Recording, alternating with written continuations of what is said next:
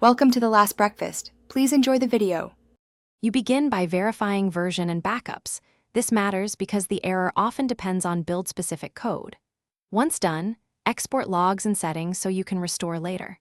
Make sure to disable third-party mods or plugins since they frequently trigger value errors.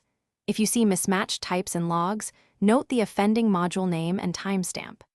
These first steps isolate the environment and preserve state, which speeds up the deeper fixes that follow. Next, run the diagnostic in debug mode and capture the full stack trace. This tells you where the value error 59 originates and why. Once you have the trace, inspect the file and the variable at the reported line. Often a type mismatch or unexpected null causes the fault. Make targeted edits, cast types explicitly, add guards, or replace corrupted config entries. After changes, restart the service and rerun the diagnostic to confirm the immediate cause is resolved before proceeding. Finally, restart the app and run integration tests to confirm stability. This verifies that your patch didn't break other flows. Once you're stable, reintroduce plugins one at a time and monitor logs. This isolates regressions.